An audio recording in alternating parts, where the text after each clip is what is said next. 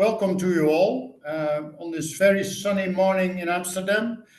My name is Marco Streefkerk. I call myself a digital evangelist in the cultural domain, working for various museums on the cross-section of heritage, innovation and organization. And I'm also a member of the steering committee of the education community of the Europeana network.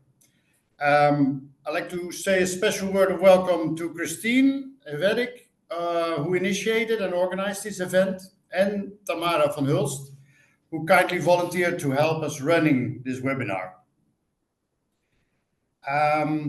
Next slide, please. Yeah, that's me. Okay. Some housekeeping rules. Please mute your microphone unless you are asked to say something or invited to speak. Of course, you can have your camera on, but know that this session will be recorded. So if you don't want to end up in the recording, please switch off your camera. Also, if you leave for a second, don't forget to switch off your camera.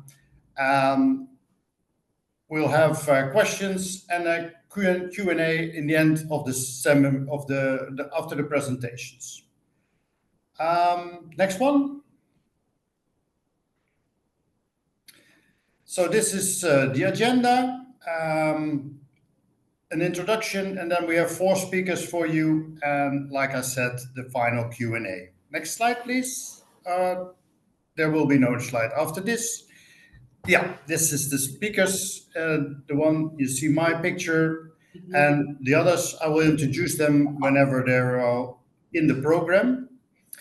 So let me introduce the topic of today. These are the All Digital Weeks. It's an annual digital campaign run across Europe to empower all Europeans with digital skills. Until last year, this campaign managed to get 1.5 million Europeans online for the first time and improve their digital skills. Europeana, organizer of this event, is a core member of the All Digital Initiative. For those who don't know, Europeana has a mission to empower the cultural heritage sector in its digital transformation. It is appointed by the European Commission as the flagship initiative of the cultural heritage data space. And I can say that it is because of Europeana's efforts since 2005 that cultural heritage is one of the 14 sectors that the European Union sees as key assets for the future of Europe's economy and society. I encourage everyone in this session that has heard of Europeana, has a heart for Europe and its culture, to join the Europeana network. It brings great advantages and it's free. In this session, digital skills and digital heritage meet, 2 different worlds that share a common goal for Europe: a resilient, growing economy, increased employment, improved well-being, and a sense of identity. Now, to get you, the audience, into some action and have some idea about your background, I would appreciate it if you could share in the chat to which of the 2 worlds you feel most associated. Is it all digital and the digital skills, or is it Europeana and digital heritage? Put your answer in the chat, please.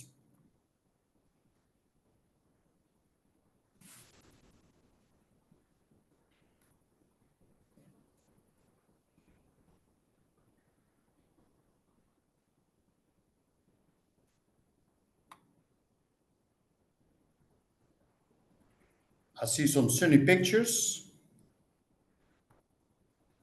Some people cheat a little, they say both, which is why they are excellent at place in this session.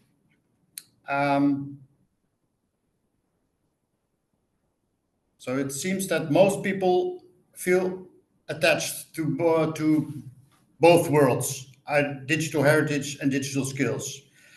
Now, I guess I don't need to explain to you the value of digital skills. The world is going through a digital transformation. It forms a real challenge. Europe is being challenged. Our welfare, our well-being, our human values, today more than ever. And in order to meet this challenge, we need every citizen, and this is not something that we can take for granted. Digitization over the past decade has decreased connection and equality. That is why our society, our community is endangered, I feel. Maybe not so obvious is the importance of heritage as a for a successful digital transformation of Europe. The challenge, in my opinion, is not so much how museums, archives, libraries can work digitally, but more how the societal values of heritage, the institutions, the profession, and the collections can remain of meaning for a society that is more and more digital. From trust, facts, independency, verification, transparency, via historical continuity and multivocality to imagination, connection, empathy. To embed these values into the digital lives of Europeans requires far more than educating technical skills. Now, this is an essential contribution that is not understood by parties' traditional place to lead the digital transformation in the public domain. They tend to look at digitization from an economic, financial, and security view, not a cultural perspective. In order to claim a seat on the table, the cultural heritage in all its diversity has to stand together and be bold, much more outspoken about its contribution to the digital than we are doing at the moment. That is why I believe that this is an important session to boost the values of cultural heritage, to think about potential for collaboration, and to reach out a hand to the all digital community. I wish you an inspiring large hour and encourage you to be bold right from the start and let yourself heard in these discussions. And to light up the thinking, we have found four specialists that will reflect on the topic of today, each from its own background. Each speaker will have about 15 minutes, including some time for deepening or explaining questions. You can put your questions to the chat and Tamara will take care of it. I urge you to keep your more reflecting questions and hopefully some opinions to the discussion at the end, after you have listened to the four presentations. Now let me introduce our first speaker for today.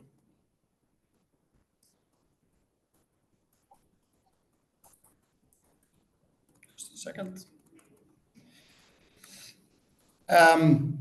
Noël Beerpoot is a colleague of mine at the Anne Frank House. She is project leader, Democratic State of Law, which is a new position created only last year.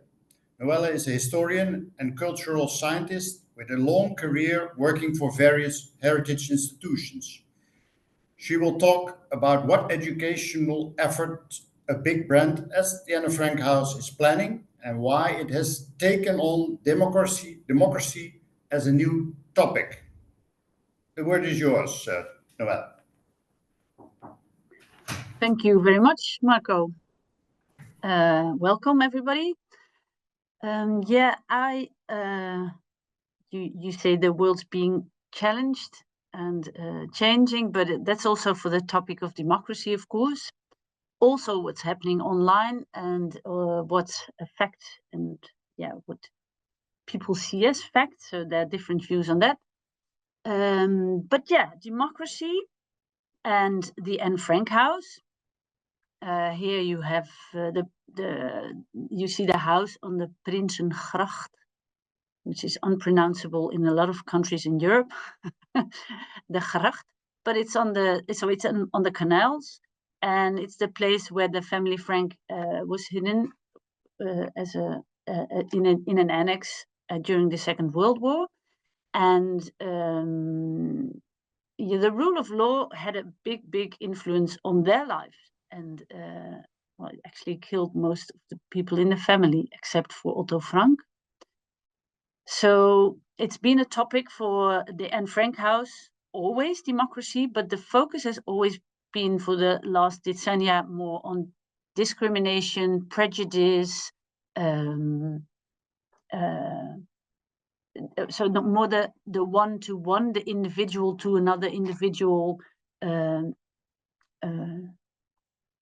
thinking of, okay, how is prejudice working and what's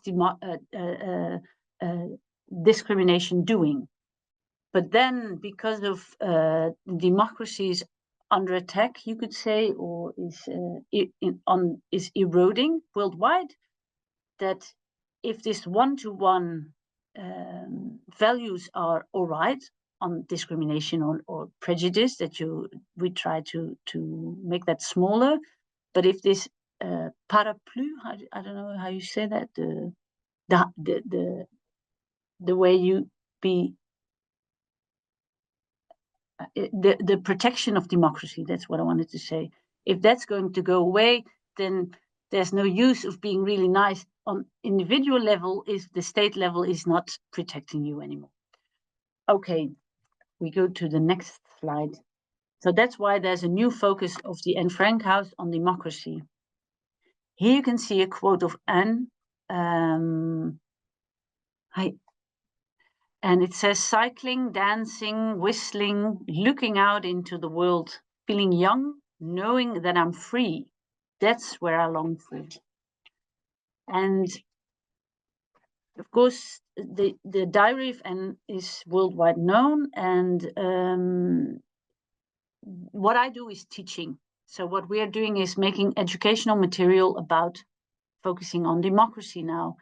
And it's about freedom, equality, and solidarity. So that's the main themes about democracy, but also bringing it back to a personal level. So democracy is not about institutions far away. No, it's in your life.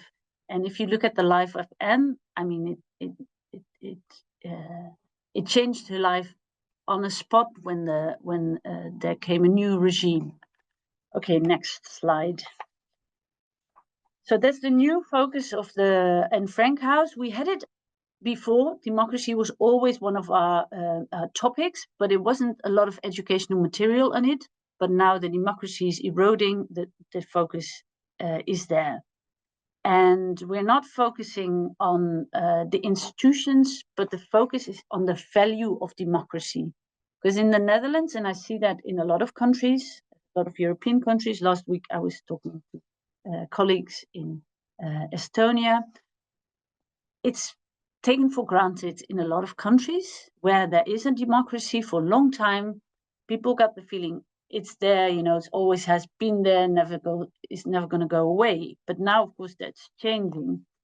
And then people, but also in schools, but you never gave words to why is it important or what's the use of a democracy. And that's what our educational material is going to focus on. First of, so what's in it for me, sort of say it in a popular way. So why is it the best out of worse? Because of course in a democracy also a lot of things go wrong. But yeah, why would you choose for democracy? The second is the vulnerability that if you lose it, it goes. You could lose it quite quick, but to get it back, it takes a long time, and that's what you see, for example, in Poland now. They're trying to get the democratic institutions back, but also the values, and that takes a long time. So the first is what's in it for me, and the second is that you realize that it's vulnerable. And the third one is, okay, so now I know, but what can I do to keep it? So that's the 3 steps we wanted to take in our educational material.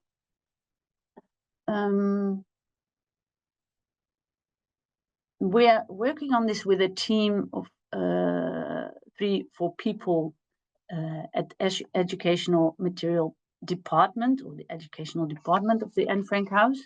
Because I don't know if it's useful to say, but we have the museum, but we also have 30 people working on educational materials,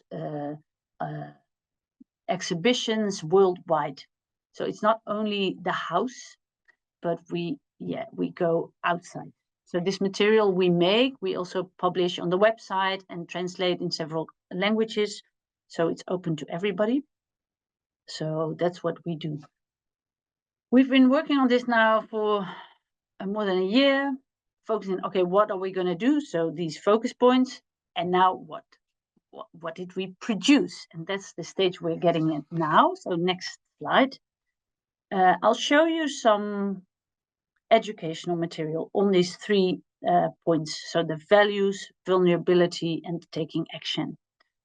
And it just gives you a small insight. Okay, this is what it looks like. So if you maybe later on look at our website, then you can see the materials.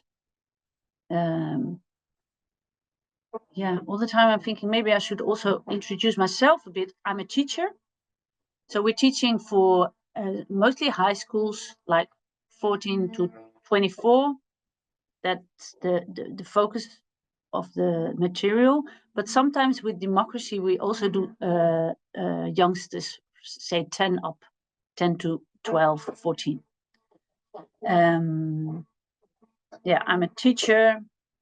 That's my background. Before that, I worked in the European Parliament at a political party as a policy advisor. And before that, I worked as a journalist. So that's my background. But what did we make? The added value. Could you? It's not the next slide, but then something comes up.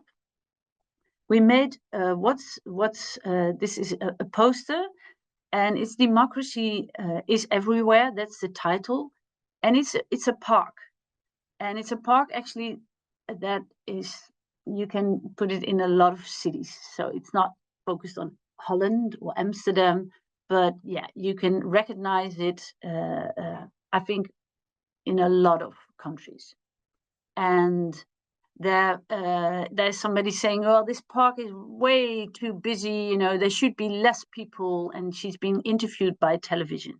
And then people are demonstrating on a corner, and there are 2 men walking hand in hand.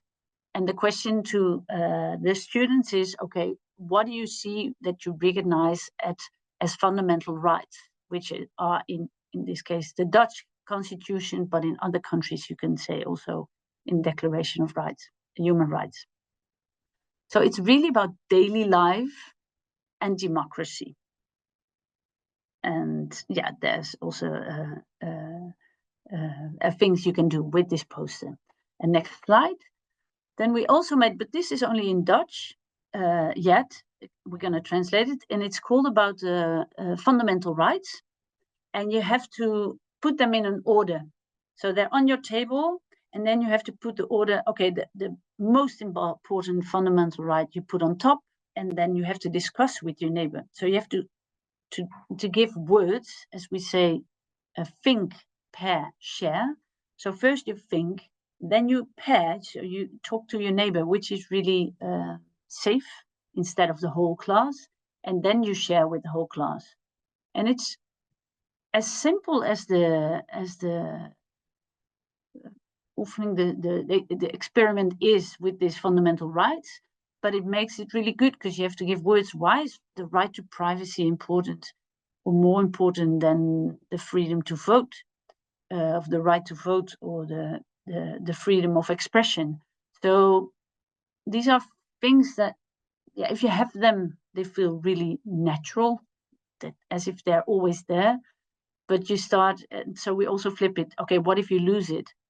Okay, I have to lose one. Which one would you throw out? And these are, yeah, good conversation starters. So then you start to realize, or the students start to realize the value. But also for me, it's also, I've done, of course, also these same exercises just to feel, okay, how does it feel, and how do you give words to certain rights? Why are they important? Then the next slide. It's about the vulnerability. Yeah, that's an animation we have on the website. It's like 3-4 minutes. And it's about democracy versus dictatorship. It's been made for the museum, actually. So first people went through the whole museum, the Anne Frank house, and then, you know, then they would see this short animation, and you could see definitely, yeah, the 2 sides, like what's democracy like and what's dictatorship like.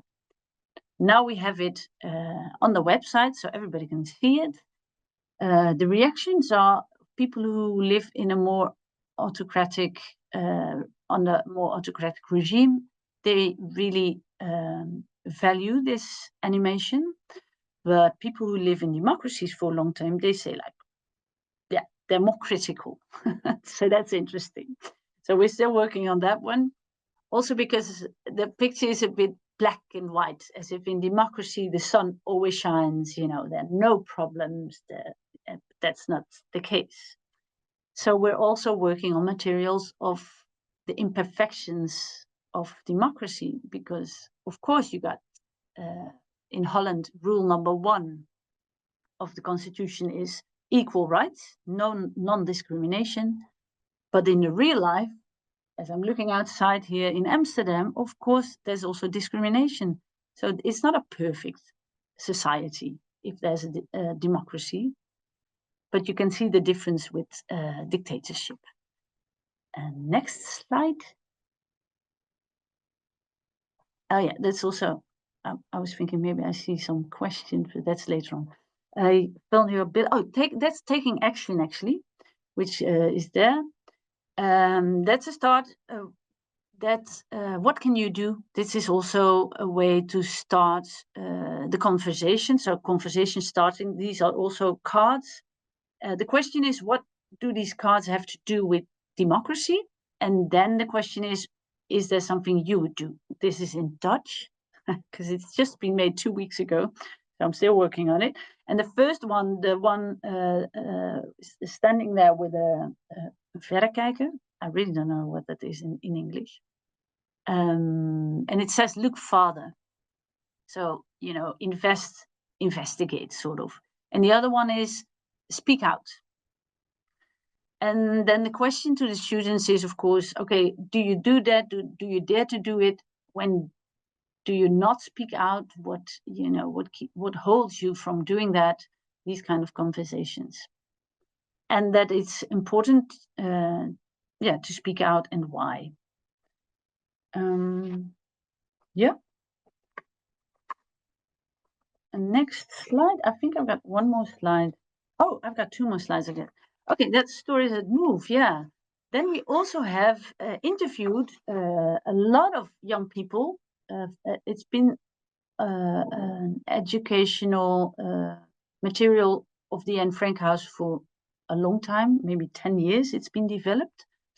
And it's got video clips of young people, and they're telling about prejudice, discrimination, on all sorts of subjects, on skin color, the cultural background, Roma, Sinti. So it's all differences.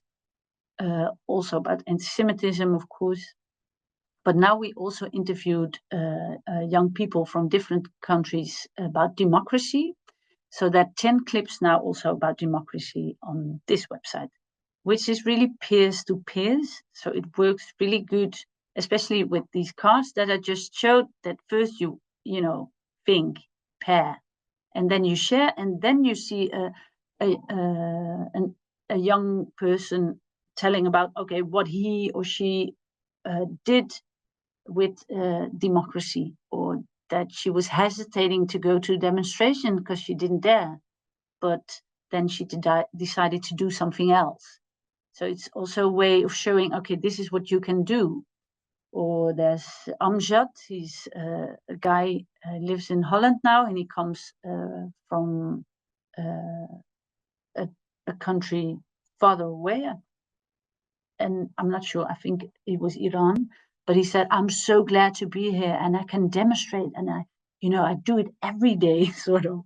So you can see differences, and it's a good way also to talk about, okay, what do you do? What can you do? So that's stories that move, and that works really good because it's peers to peers. Okay, and then it's not, I didn't put it in this presentation, but we're also working on a demos, it's going to call it. It's an online, it's a game. It's an online game we're making with another professionals. So that's what I thought, Marco, when you was talking about all this digital heritage because we're also doing a lot of offline things, which are online available, of course. But then this gaming, so the game design is really interesting. It's not something that I can do myself, but I can, of course, really think about the input of the content. Okay, and then the last slide, that's about a research, I think. Oh yeah, it's good to know, yeah, that the educational material of the Anne Frank House, it's free, it's on our website. A lot of it is also on Lesson Up. I don't know if you know that, but it's also a digital way of presenting a lesson. A lot of it is translated in English, but also sometimes German or other languages, and you can find everything on annefrank.org. And the last slide is about a study. No, I think we're gonna skip that, but we just had a study about, okay, what did the corona do to the democratic values of the youngsters of today? And that's just been out 2 weeks ago, so it's still really in my head as being important. But it has a lot to do what Marco also said about the digital changing world. And it's not that Corona invented this, but it accelerated a lot of things, and also in a not always a positive way. Yeah, that's the study. I think that's it, because then maybe there's time for question. Oh, Thank you. time's Thank up. you. Thank you, Noelle. Yeah, let's leave the questions to the end of all presentations when we have the Q&A. Thank you very much. It gives a good practical way of how an institution like the Anne Frank House is dealing with new challenges. So next in line, we present you with Koos Sikkema, a real Dutch name. He has a master in education and has been teaching history and citizenship for many, many years. And in order to make his teaching more challenging and fun for his pupils, he started Sources in the Classroom within the Dutch Association of History Teachers. And recently, this initiative was acknowledged by the Dutch Ministry of Education with financial support. He will present about the importance of using primary sources in education and his experience of bridging the gap between historical collections and classrooms. The word is yours, Koos. Well, thank you very much, Marco. Thanks for the opportunity to speak with you today. My name is Koos Sikkema, and I'm a history teacher at West-Gansvoort. It's a secondary school in Groningen, the north of the Netherlands. And I'm pleased to present you Sources in the Classroom, a central platform to improve access to historical sources in education. Yeah.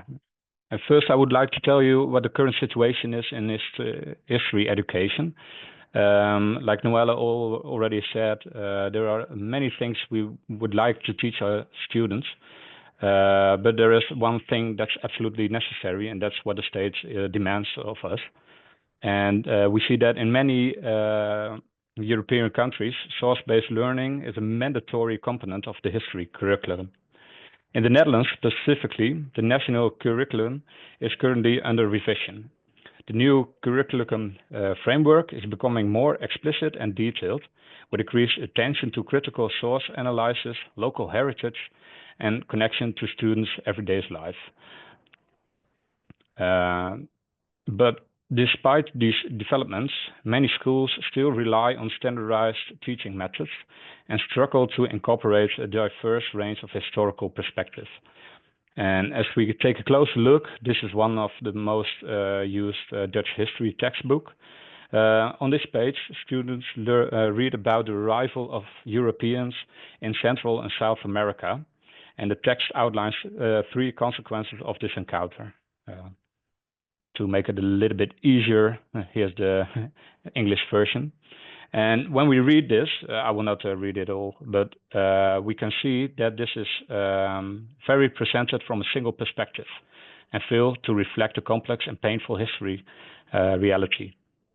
So what we can do with sources is the next thing. We can introduce another source like this one. This is a letter from Columbus to King Ferdinand and Queen Isabella.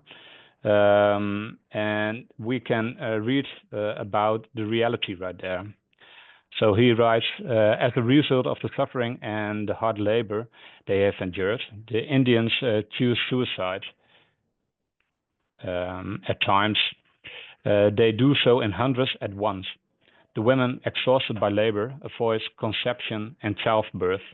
Many have taken something during pregnancy to induce abortion. Otherwise, others, after giving birth, have killed their children with their own hands so as not to leave them behind in such oppressive slavery. Well, this is not something we teach the children if we only use the methods. So it's very important to use other sources. And this is not the only one. There's another source I found, and that was even more specific. This in the same letter from Columbus to Ferdinand and Isabella. For a woman, you easily get 100 catalanos, that is a Spanish currency, just as much as for a farm. It happens frequently that these are plenty of dealers walking around looking for girls. Those aged of 9 to 10 are currently in demand. Well, this last source I'm not using in for children at the age of 14, but I can use it for children at the age of 18. So these sources are giving a much significantly more nuanced view on the arrival of the Europeans in America. So this is just one example of how we think we can learn children to be more critical. And why are these sources so important? Well, the development of critical information literacy is one of the things we have to learn our children. And we have to enable the students to evaluate authenticity, reliability, and intent. By working with primary sources, students are confronted with underlying perspectives and biases, helping them to recognize that history is not neutral or one's perspective. This approach aligns with broader education goals such as citizenship, empathy, and critical thinking, making history not only more relevant, but also more meaningful. Okay, but we have quite a lot of challenges in finding resources because despite their pedagogical value, historical sources remain underused in classrooms. Educators often encounter the following barriers: fragmentation. Relevant sources are scattered across numerous websites and digital archives, making them hard to locate. The accessibility. Many sources require adaptation or contextualization to suit different age groups and skill levels. And also there's a perspective gap. Material from diverse or underrepresented perspectives are difficult to find, especially in languages other than English. And there's also a time constraint. Teachers have limited time to curate, prepare, and implement source-based lessons effectively. As a result, the use of authentic sources often remains superficial or limited to textbook extracts. But there's also a challenge for archives and museums. Heritage institutions increasingly digitize their collection with the intention of public outreach and education. However, several obstacles remain. There's limited educational reach. Despite rich collections, institutions often struggle to connect meaningfully with teachers and students. Dependency on personal networks, the collaboration with schools tend to depend on individual context rather than structural partnerships. There's also the educational material that's underused. Resources developed by institutions often lack visibility or integration in regular classroom practices. And there's also sustainable concerns. Without coordination infrastructure, the connection between digitized heritage and education remains fragmented and short-lived. And these challenges highlights the need for a shared platform that bridges the gap between education and heritage sectors. And that's this project. In response to the challenges faced by both educators and heritage institutions, a national initiative was launched in the Netherlands in 2024, initiated by history teachers such as I, curriculum developers, and educational experts. And the core aim of the project is to make 10,000 carefully selected historical sources available through a central open access platform. And you can find it on vgnkleio.nl/bronnen. This platform offers sources that are freely accessible for all users, teachers, students, and institutions. It's also curriculum aligned, so we can ensure direct relevance to topics taught in secondary education. Oh, the last one is a diverse in perspective, actively including voices that are often missing from mainstream materials, such as voices from colonized people, women, workers, and local societies, such as Frisian and Brabanders in the Netherlands. The project represents a collective effort to bring historical inquiry to life in the classroom by enabling direct engagement with authentic voices from the past. Now, this project is designed to be both practical for educators and sustainable for institutions. And key features include a user-friendly submission process for heritage institutions, allowing easy upload of sources to a centralized platform. It's also one of the things that's necessary is that the CC BY license is a key part, because it's enabling responsible reuse and adaptation of materials in classroom. And the full attribution and traceability, with each source linked back to its originated institution for credibility and transparency. So if a teacher wants to know more about the source, he knows where to contact the right person. Next to that, we also create modular lesson plans, and these are developed by experienced teachers throughout the Netherlands.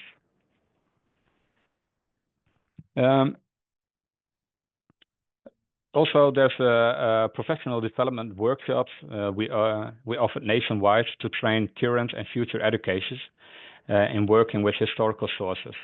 And together, these features ensure that historical materials are not only accessible, but also pedagogically effective. Now, how we see those sustainability? To ensure long-term quality and relevance, the platform is supported by an expert group of educators and subject specialists who oversee the selection, context, and pedagogical framing of sources. There's a nationwide representation, ensuring the content reflects diverse regional and cultural perspectives within the Netherlands. The collaboration with teachers training institution, enabling source-based teaching into future professional practice. And we also look beyond our own borders. There's an international cooperation, including collaboration with partners in Flanders, with a view towards expanding the model beyond the national borders. And this approach provides not only content, but also a solid framework for implementation, growth, and continuous improvement. So this initiative offers clear and lasting value to both the education sector and the heritage field.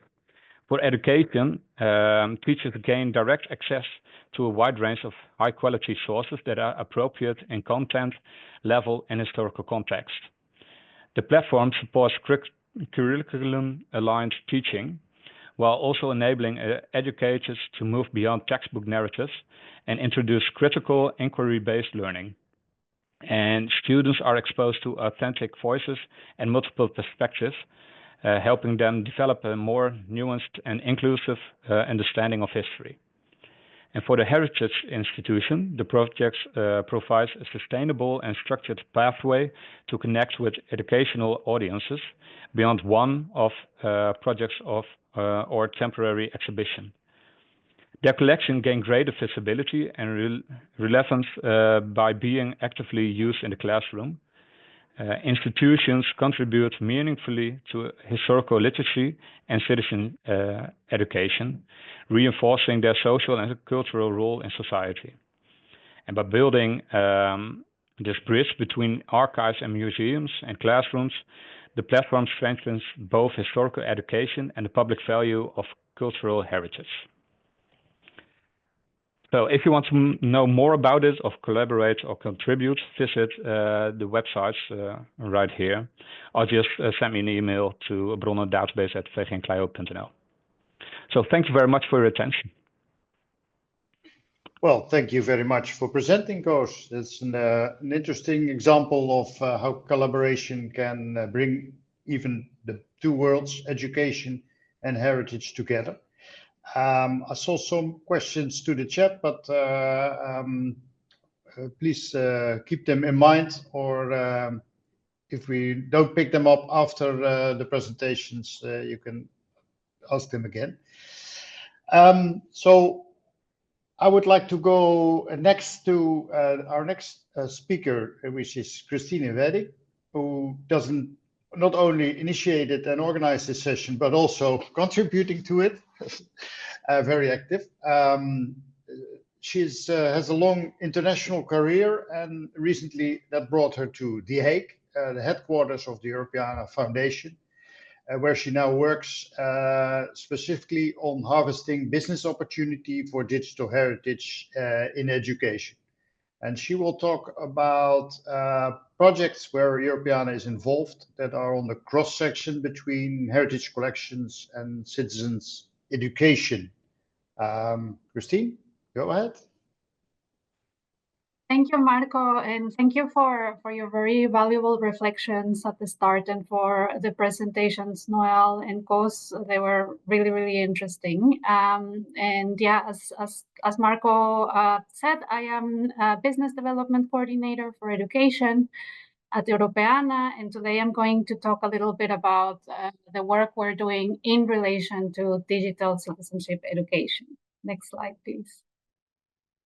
I am aware that many of you are very aware of what we do in Europeana, but nevertheless, I want to just contextualize a little bit our work in this topic, and also, present a little bit of what we do for those who are not very familiar with our organization. Europeana is an initiative of the European Union, financially and politically supported by the European Commission since 2008. We're currently funded by the Digital Europe program. And our mission is to empower the cultural heritage sector in its digital transformation, and we make it easier for people to reuse digital cultural heritage in education, research, creativity, or recreation. And what we're most known for is Europeana.eu, which is a platform that holds over 60 million cultural items from more than 4,000 cultural heritage institutions from across Europe. And 75% of this content is openly licensed, which makes it easy and accessible for reuse. And by doing this, we contribute to an open and knowledgeable creative society. We're also now at the heart of the development of the Common European Data Space for Cultural Heritage, which is a flagship EU initiative that provides a decentralized infrastructure and a vibrant community that will offer a suite of tools and frameworks to facilitate the open and trustworthy sharing of cultural heritage data across Europe. So as you can see, Europeana is deeply involved in the digital transformation, and I would argue that much of what we do directly supports the principles and goals of digital citizenship education. And on this topic of digital citizenship education, the Council of Europe defines it as a way to empower citizens through education, to equip them with competencies to actively learn and participate in today's highly digitized world. The DCE, or Digital Citizenship Education, from the Council of Europe takes a holistic approach, developing essential skills and knowledge, values and attitudes that ensure that especially young people can navigate the digital world safely, responsibly, and meaningfully. Some of these main skills that are proposed to be an educated digital citizen include media and information literacy that enables individuals to critically assess digital content, ethical and empathetic online behavior that fosters respectful interactions online, privacy and security awareness, ensuring the safety of users online, active digital participation that empowers citizens to engage in democratic processes, and digital well-being that promotes healthy and balanced technology use. And so Europeana, in the most fundamental or basic level, contributes to digital citizenship education by providing a vast collection of primary sources that include historical documents, artworks, and multimedia resources. By providing openly licensed content and information about the data's copyright license, it can be used to educate users on the ethical usage of digital information. And also by offering content on multiple languages, we make the access to cultural digital content more accessible and inclusive. Next slide, please.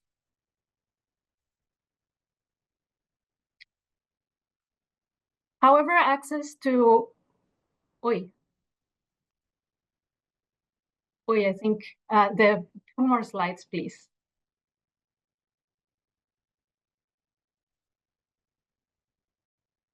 Yeah. Yeah, thank you. Perfect. So, however, the access to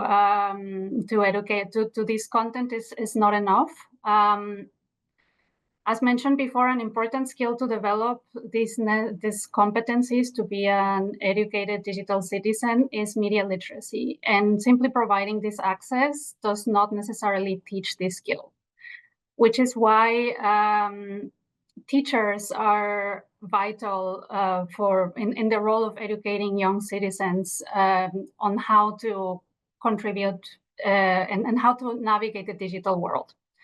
And so the Council of Europe identifies that the role of that it's important that this role is taken up by formal education. But one of the key challenges that the Council of Europe has seen is that there is a lack of awareness among the importance of digital citizenship competencies, and there's also the lack of appropriate educational teaching tools to teach it.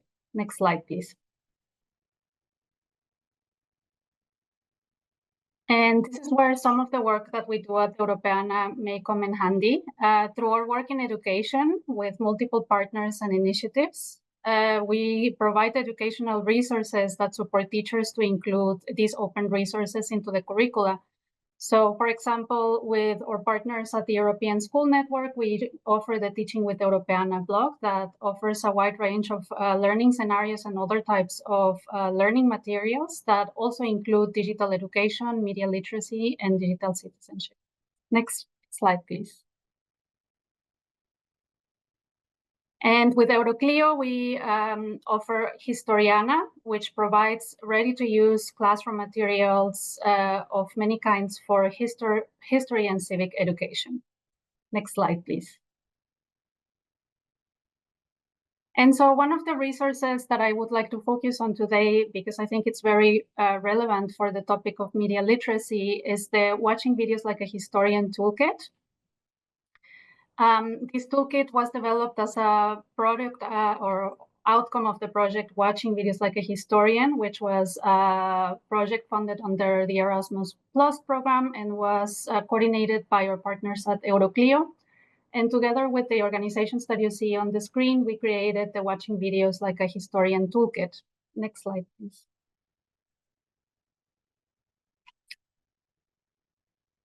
Next slide, please. And thank you, Tamara. No, sorry, the previous one. I think it's a bit lagged. I'm sorry about that. So this toolkit is a resource that was designed to help educators integrate audiovisual cultural heritage material into their teachings, and it supports innovative and dynamic approaches to history education. And one of the main things that it does is that it teaches critical thinking, historical understanding, and it promotes media literacy, which is especially important in an era where videos and audiovisual content dominate online spaces. So it's very crucial that young people learn how to assess these sources of information critically, because this will counter or help counter misinformation and strengthen trust in education and democratic citizenship. And the toolkit has various components that help this goal. So one of them is the Watch Media Literacy Competence Framework. It also includes classroom guides, tips on searching and using audiovisual content, and ready-to-use teaching resources. Next slide, please.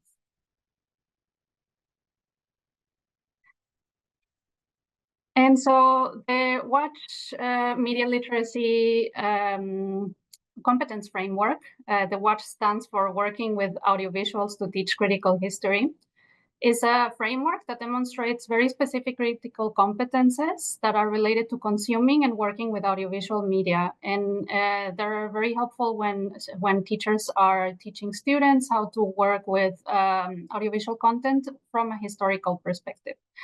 And it is focused around 4 key areas, which is knowledge, skills, attitudes, and values. And then it progresses through 3 levels of complexity that start from, for example, just finding content, assessing content critically, and using and creating the content in a critical way.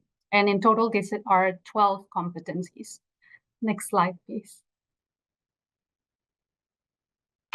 And then we also have the classroom guides, which are short and bite-sized, let's say, crash courses for teachers that offer different approaches to working with audiovisual materials. And these come in a variety of topics. And here I would like to highlight some of the ones that I think are most relevant for the topic of citizenship education, which is the use of AI tools like ChatGPT and in a critical way. There is also a guide on scaffolding and multi-perspective thinking to help students gain a more nuanced understanding of the past.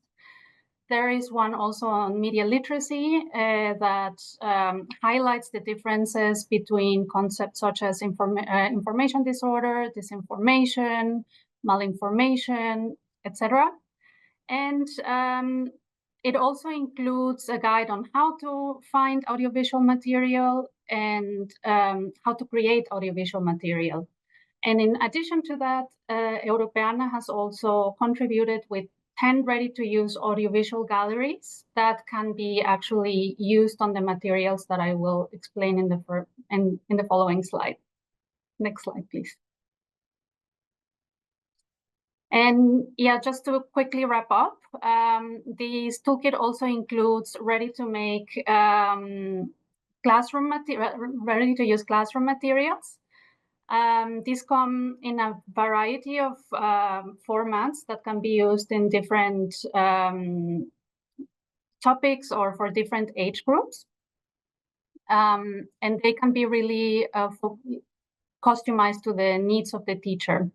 And total, I think it's 10 classroom materials that are available on this resource. And some of the examples that I would like to highlight of the topics that you can encounter in this toolkit is, for example, there is one where that shows how technological, social, and economic changes have shaped the production of consumption and visual news over time. There is another one that helps students understand the balance between fact and dramatization in historical films. So it equips them with the critical thinking skills to analyze and assess these historical portrayals.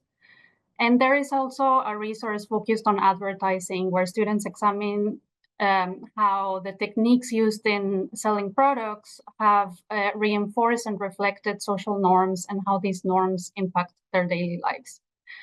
And so all of these teaching materials that are available on the toolkit are based on the Watch Media Literacy Competence Framework. So they hit these competencies to from any of the degrees that the framework teaches. And then as a final slide, I just want to share with you that next week we will be launching the Watching Videos Like a Historian Toolkit course on the Europeana Academy. So watch that space, because you will be able to also access the toolkit in a more in the format of a self-paced course. And yes, that would be all from my side today. And I would like to pass it back on to Marco. Thank you very much. Thank you, Christine. Thank you very much. It's also interesting to see how you put the topic into a broader scope. There's policy being made, and this offers large opportunities, but also some demands. And Europeana is in excellent position not only to lobby for the resources, but also to collaborate, to make people, the different institutions collaborate on this level. Thank you very much. I hope the audience will excuse me from not opening direct questions after the presentations. We'll leave that, we promise, to the end. But now we'll go on to introduce Sandra Rientjes. Before we open the floor for the discussions, and I think she's excellent to end the series of presentations. Sandra is the director of Wikimedia Netherlands, that supports the volunteers working on Wikipedia and other wiki websites in the Netherlands. And as a social scientist, she will provide us with a call to action to embrace Wikimedia's vision of making all knowledge of mankind openly available online. Take it ahead. Okay, Sandra. thank you very much, Marco, and thank you for the invitation to be present here. As Marco said, I'm the director of Wikimedia Netherlands, and while most people will know Wikipedia may be fairly new. It is the global, largely volunteer-driven movement behind Wikipedia and other projects. And our mission is indeed to imagine a world in which every single human can freely share in the sum of all knowledge. So nobody can tell us that we're not really ambitious. We're actually, we got started in the year 2001, but I like to say that, in fact, these two guys are our founders. Now, if you're sort of interested in history, you may recognize them. They're Diderot and D'Alembert, who in the late 18th century started writing the encyclopedia, l'encyclopédie, where also with the aim to provide free access to impartial knowledge in a context where the authorities were not really sort of into that stuff yet. So they may come back at the end of my presentation. Wikipedia is our flagship, but actually the Wikimedia movement runs a family of 12 sites. We call them projects, all of whom sort of share knowledge on a specific format or on a specific topic. I won't go into all 12, but there are just two I would like to point out because for cultural heritage, they're very relevant. There's Wikimedia Commons, that's the media library behind Wikipedia, currently holding a staggering amount of media files, all public domain or under Creative Commons licenses. And Wikidata, a man and machine readable constructed database, also accessible for everyone and very popular with libraries and museums. Just to brag, all our projects together over a year time are viewed a staggering amount of times. I'm not even going to try to pronounce this number because it's so unimaginably huge. But I'll just go into Wikipedia a bit because a lot of people, but almost everyone uses it at some point, but not everyone knows exactly how it works, although in this group, I think probably knowledge about this is a bit higher. But Wikipedia is a free content online encyclopedia, meaning that on the one hand, all the information that's there can be freely reused. On the other hand, you're free to contribute your knowledge. We started in the year 2001, so we've got a big birthday coming up next year. was started in English, but is now available in over 300 languages. The English language Wikipedia now has something like 7 million articles. One of the smallest, the Cree Wikipedia, a Native American language, has something like 300. All in all, there are 64 million Wikipedia articles in all these languages combined. In fact, every Wikipedia is different. It's not that somebody writes something in English and it's automatically translated in all these other 300 languages. These Wikipedias write their own stuff. Huge amount of visitors. For example, English Wikipedia, 350 million views a day, and even the Dutch Wikipedia, where the Dutch language community, of course, is much smaller, 6 million views a day. You may have heard rumors that anyone actually can edit Wikipedia at any point in time. I can confirm that. That is true. That's how we do it. You don't even have to register as a user, although that is encouraged, but you can just correct, add, expand, add images. And every year, about 300,000 people do that. Some just read a Wikipedia article, correct a spelling mistake. Others write huge new articles or check and control. There's something like 30 million edits per month. This picture here on the right, that is as close to a portrait of Wikipedia as you are going to get. This was during an annual gathering of the Wikimedia community. And these are the people behind Wikipedia. When you work with Wikipedia as an institution or a school, you have to remember one thing: Wikipedia is alive. It's a community. It's not an institution. On the internet, we are now an anomaly. Wikipedia is and hopefully will always remain non-commercial. You won't find any advertising. It's owned by a United States nonprofit foundation, and it's funded actually entirely through donations. You probably have seen these horrible banners on Wikipedia, which appear sort of once a year. And that actually brings in something like 90% of the funding. That, of course, is a sort of a crazy idea that you could do this. Oh, sorry, going too fast. That is a crazy idea. If as a business model, it doesn't make any sense, but it works. It brings in enough money to keep the whole thing afloat. And it does, although it's vulnerable, it does create beautiful independence. It's very difficult for any one party to cut off our funding. Content on Wikipedia. Articles on Wikipedia are supposed to be factual, verifiable through reliable sources, neutral. They're created through discussion between various writers, and they're never finished. Everything can always be improved. I was interviewed by a journalist last week, and he was talking about social media, and he said, yeah, well, Wikipedia is social, but it's not really social media. And I said, no, it isn't. And then he asked me, what do you call it? I said, well, we call it an encyclopedia. But there is this idea that because Wikipedia is a social process, it's something like Facebook, where you just decide what you can write and then it stays there. That is not how it works. There's tough quality control and we have loads of rules.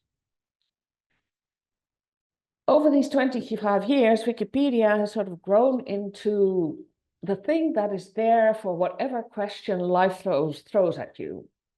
Whether that's something very scientific or technological, whether it's about important cultural events, whether you're in a restaurant and you don't quite know what this thing on the menu is, or indeed when you wonder who that person is who has been in the news such an awful lot lately.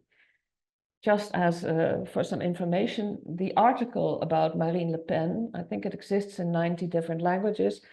And over all these languages combined, it was read 500,000 times over the past week. If something happens in the news, people run to Wikipedia to get more information. That also applies to the tough questions like climate change. What are the facts about climate change? What happened on January the 6th, 4 years ago in Washington? what is gender critical feminism? And what are the Israeli settlements? These are also tough questions. They are answered on Wikipedia, or at least the Wikipedia community strives to give a good overview of what reliable sources say, but you can imagine that that is not always easy. You can perhaps see that all these articles have a little padlock on the right, just in the header. And that means that unlike the rest of Wikipedia, not everyone can edit this. You have to be, at least you have to have an account, and sometimes you have to be active for at least a couple of months. Otherwise, it's unending vandalism, and it's impossible to retain quality control. When we're talking about cultural heritage on Wikipedia, that is actually also a bit our core business. A lot of Wikipedians are very interested in all aspects of culture and heritage. We have been cooperating with big museums, archives, libraries worldwide who are very keen to share their knowledge and their collections with us. This is a big thing. It's not as controversial as sort of the articles I just showed about climate change and Israeli settlements, but an article like the Benin bronzes also, yeah, there can be quite some discussion about that. Well, Wikipedia exists 25 years now. How are things going? Well, so some reviews. In a hysterical world, Wikipedia is a ray of light. I really like that one. We're the last bastion of shared reality. It's also a good one. Not everyone is a fan, though. In Russia, they have now started their own rival Wikipedia, just because they felt that some things on the Russian language Wikipedia weren't sort of in line with how the Russian authorities see the world. But we do have a monument in Poland. There is actually a statue for Wikipedia in Poland. That's the image. So we're not unhappy, but it's far from perfect. Yeah, breaking news, Wikipedia is biased. Wikipedia is biased towards Northwest Europe and North America. An unsubstantially large section of the information we provide relates to this part of the world, or is created by Wikipedians in that part of the world. And Wikipedia is biased against women. I'm embarrassed to say that for the Dutch Wikipedia community, that consists for 88% of men and 12% of women. And whatever we have thrown at it as Wikimedia Netherlands over the past years, it's very difficult to get that to change. That also, of course, applies to the content related to cultural heritage. There you will find the same biases. So there's lots of work to do in that field for us.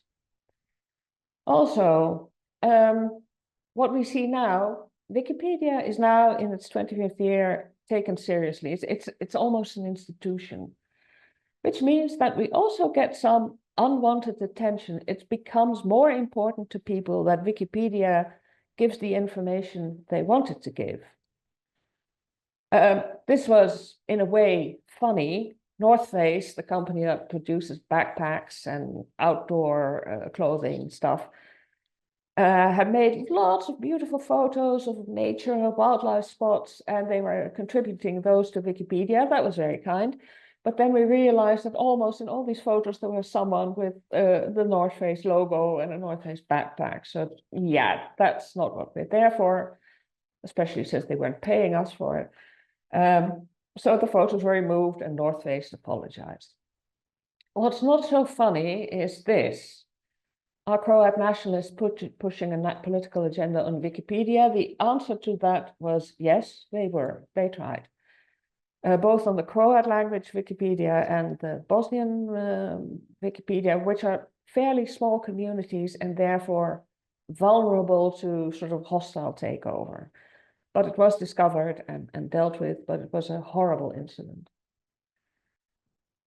Same story happening, mainland China, the Chinese People's Republic of China, is sort of interested in controlling content in the Chinese language Wikipedia.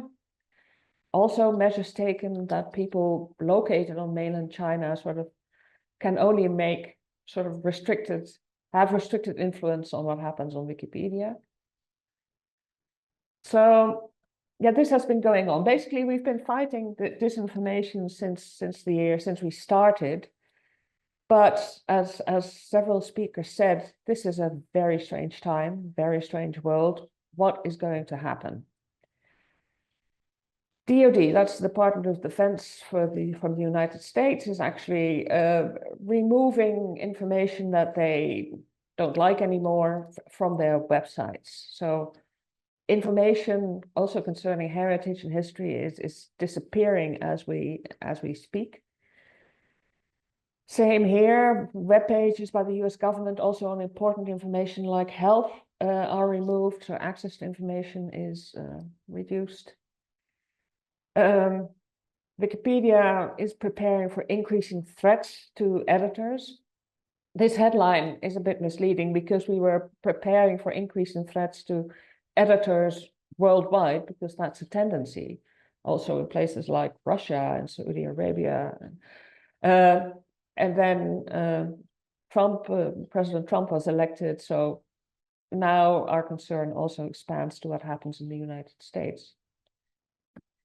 Well, therefore, we live in interesting times, and I don't want to be too dramatic. The expectation within the Wikimedia movement is, okay, there will be more harassment, maybe from government sources, maybe from other media, maybe from whoever.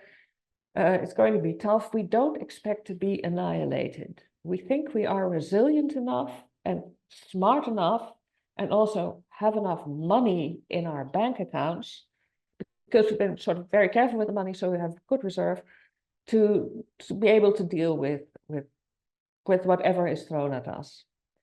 But we are aware, and so will most of you in the audience, that there just will be so much more disinformation and fake news to deal with. So the question is, well, how can we help each other? Straightforward answer. This will surprise no one that I'm saying this. One thing you could do is to start editing Wikipedia. Because not only is this a very good way to increase media literacy, if you teach students to look at quality of sources, to take care in how you word things, whether it's neutral or not, whether there's a point of view, if you teach them how they do that on Wikipedia, it's a skill they will take to the rest of the world as well. I've actually noticed that myself, that when I read a newspaper, I think, what's the source? Oh, this is a point of view, this is not a fact. It becomes a way of thinking. And you, people in the audience, or staff at your organization, your students, your pupils, volunteers, members, visitors, you all have valuable knowledge to contribute, and you can all have a perspective to add so that we actually do something about our bias. If you work for an institution or a university, you may have access to interesting collections, data, collections of historic images, relevant data sets. If you share them with the Wikimedia movement, you share them with the whole world. And again, it helps correct bias and fight misinformation. And I would also like to point out that because Wikimedia Commons and Wikidata are not controlled by any government, it's highly unlikely that Elon Musk will be able to remove stuff. Just this is an interesting example of how it works. In 2010, it was then called the Museum of the Tropics, the Tropenmuseum. It's now the Museum of World Culture. Donated a large collection of historical images, mainly from Southeast Asia, to Wikimedia Commons. 15 years later, these images are used to illustrate 70,000 Wikipedia articles in over 140 languages, many of them languages in Asia, obviously. And these images are seen over 12 million times every month. And I would be highly surprised if the website of the museum itself has these numbers. So give the stuff to us. If it makes it to Wikipedia, the whole world will be watching your images. This sort of working with organizations, with higher education, or even not higher education, just secondary education, this is sort of business as usual for Wikimedia organizations such as Wikimedia Nederland. If you are interested in that, you can always reach out to me and I can put you in touch with your local Wikimedia affiliate. This map shows where there actually are Wikimedia affiliates, and we're sort of covering a nice bit of the world at the moment. And we will be sharing these slides, and there is also a link where you can find every Wikimedia chapter or user group globally. So I would really encourage you to consider joining us, and in that way you will also be joining them. So thank you. Thank you, Sandra. Thank you so much. Yeah, I would love to be part of that audience, even though you didn't tell us where it was, but it looked like Italy. a nice place. Okay, Italy. Yeah. Thank you. Thank to all the speakers. Thanks for the audience for sticking with us. I know we've taken some of your time and thrown a lot of information to you. I leave it to the audience to pick up the connecting topics and the opinions. And I'm very pleased to introduce to you Raúl Gomez Hernandez, who is kindly offered to monitor the Q&A and the discussion. He is a master in archaeology and cultural heritage, and he is a member of the Council of the Europeana Network and the European Heritage Youth Ambassador. So he is in a very good position to guide us through the questions and have a nice discussion. Raúl, the word is yours. Yep. Thank you very much, Marco, for introducing myself. Now in this question session, we have some questions for the different speakers, and also I invite you to leave more questions for other speakers to be answered if we have time on live. If it's not, they can answer you in the chat or directly to you if you want.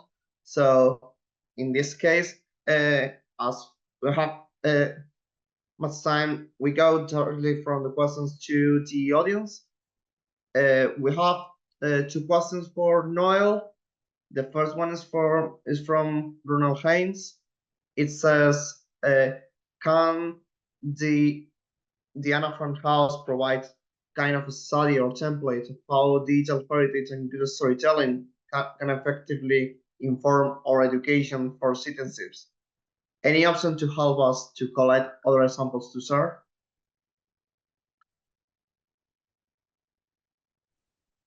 So you have a question for me, but I didn't really understand the question. Okay, I repeat to you. Can Anna Frank provide a kind of case study or template of how digital heritage and good storytelling can effectively inform our education for citizenship? Any option to help us to collect other examples to share? Okay, for me it's still hard, but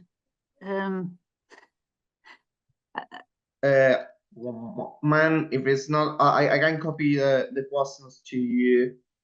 I think it's about storytelling, so that's why I think about stories that move, but I'm not sure if that was the question. Yeah, yep. I can copy the question on chat. Yeah.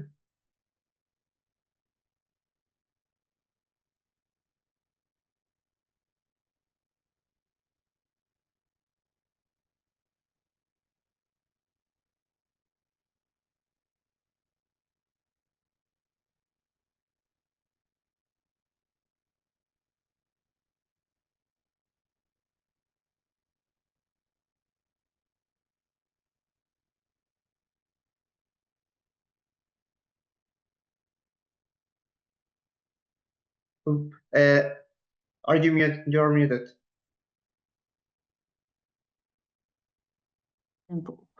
Yeah. No. So it sounds like that's a question about storytelling and how you can effectively, how you can do that effectively. Well, it's one of the core businesses of the Anne Frank House in the storytelling of this individual person, Anne Frank, and then relating it, so zoom out to the history of anti-Semitism, the Holocaust, and the Second World War. So that's what we do a lot with our material, because it's empathy mostly more on an individual base, or that you know try to stand in the shoes of the other person, but then also zoom out. And yeah, I don't know if that's an answer to the question, but of course that's what you try to do, because if you only got it about the numbers, for example, with the Holocaust, about 6 million, then it stays a number. But what if you zoom in? But if you zoom in too much, I mean, the story is not only about Anne. There have been many Annes, so you have to zoom out also. But it does help to take this storytelling entrance, because then you know what it means on a daily basis, and that's also what we do with democracy. It's also what's happening to you on the daily basis. If you go on the street, how does it look like? If it's more authoritarian regime or even dictatorship, I mean, because that's the opposite end of democracy, the street looks differently. First of all, it's really clean, because nobody dares to leave their dog shit on the street anymore, because you're not just going to get fined, but you're going to be in jail for a long time, or even worse. So the street looked differently in maybe a positive way, like, oh, that's nice, it's clean streets. But then it's also, people don't dare to talk to each other on the street anymore. They don't trust each other. So these things, yeah. So it's the daily basis versus the bigger picture. I'm not sure if it's an answer to the question, but yeah. Okay. And we have another question for you. This question is for Virginia Catalan. It says, are those educational materials being worked out at schools yet, or are those being worked only at the Anne Frank House? Oh, good question. No, they're especially made for the schools. So outside of the Anne Frank House, actually. And so you can use them. They use them in Brazil and in Japan, and it's used by teachers, but also by people who work with youngsters, jongerenwerkers. I'm not sure what the word is. So yeah, it's made for people who educate or are working with teenagers. So the instruction is also, there's also background information, so you can use it yourself. So a lot of the educational work we do is not directly to students, but it's aimed for teachers or youth workers, so they can use the material, and that's why it's for free and on the website, downloadable, yeah, and stuff like that. Good question. Thank you very much, Noel, for the answers. Now we have two questions for Kos. I know that Kos was answering the questions also on the chat, but if you like to explain more, I ask you the question. So Igor Radulovic says, what specific methods are you using for the source analysis? Is it OPS civil method, or it depends on the topic, period, or rate? Yeah, great question. We use different step-by-step plans, and OPCVL is one of the plans we teach our children, because that's the basis. This is the first step to know what source you have before you can contextualize the source. So definitely we use OPCVL. Okay. Then next question is for Newton Jason. It says, what is the target age group for this project? And is there any element of looking at early life heritage education which could require translational work to convey complex concepts of biases and heritage perspective? Mm-hmm. That's also a good question. Our first primary focus is on the secondary school, because we just started last year. And that's the age of 12 to 18. But also a lot of sources and lessons are usable for primary schools or even at higher ages.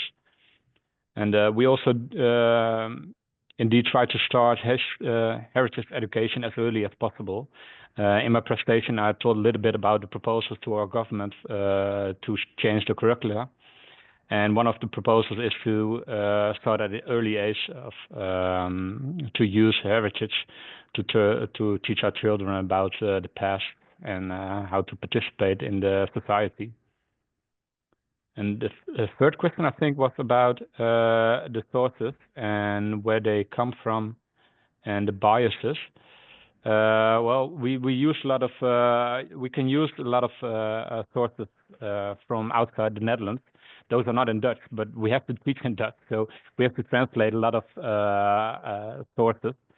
And also, a lot of sources are not readable for our children, so we have to change the sources to use them in our lessons. Yep. Thank you very much, Cos, for answering these questions. I have a question myself for Christine. So, in your experience from the European Foundation and the European Initiative, how can cultural heritage institutions use social media platforms to combat misinformation with historical sources, especially in these days where fake news are very common? And how do you use in this kind of projects? It's a good question.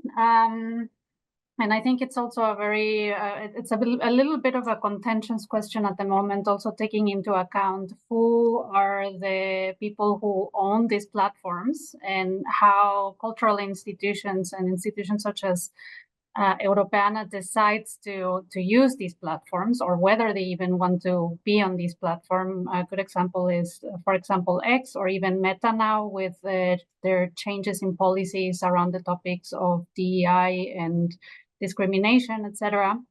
But I would say, just as I shared in my presentation, the main thing is about mediation. Is on one side, yes, providing content and providing facts, but also doing some work on how to deliver this content and really thinking about who is listening and who your audience is, and create very customizable content for specific audiences, whether this is a youth audience or whether this is school children or the public at large, and try to really target the information that you're sharing to specific audiences. That would be my personal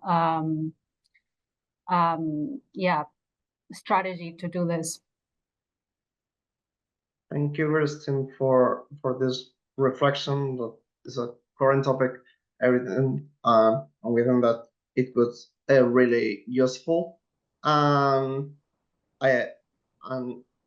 last but not least, have a question also for Sandra, which is related also in the key problem that Wikimedia can solve or can help in that way. So in the era where misinformation is often more engaging than through, what specific skills do you think that can be used to use Wikimedia as a contested or evolving narrative, and not an static evidence or an historical source, to think more forward of what they can think? Just to see that I've got the question right, you're sort of asking which skills are relevant to edit Wikipedia, also on topics where there are not which many skills can the students can learn from Wikimedia for also digital citizenship in that way? Doing their research, finding sources, assessing sources, That's basic academic skill, actually. What we find is the most challenging for most new Wikipedians is writing for an encyclopedia, writing in this neutral, specific encyclopedic tone. That is quite difficult.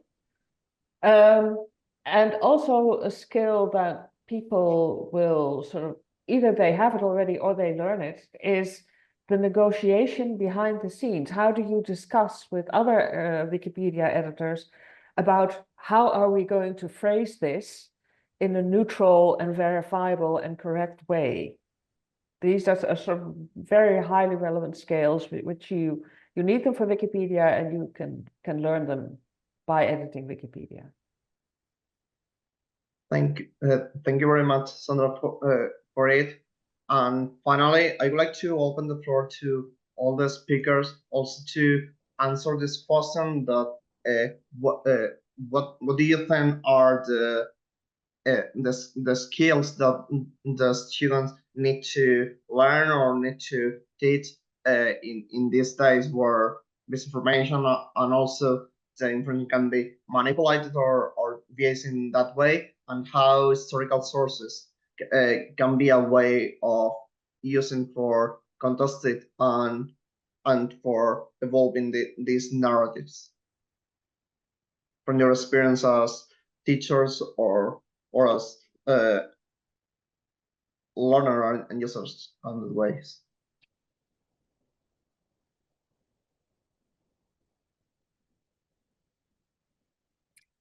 Yeah, if I may, I think the most important, as I think many of us have put forward, is the ability to think critically, and that is a skill that can definitely be taught in education, and I think that's the most important skill when it comes to how to assess information.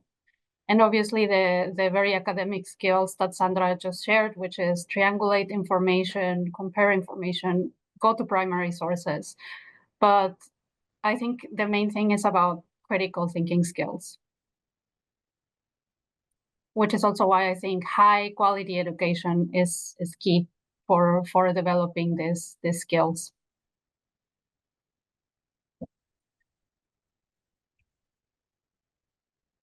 Yep.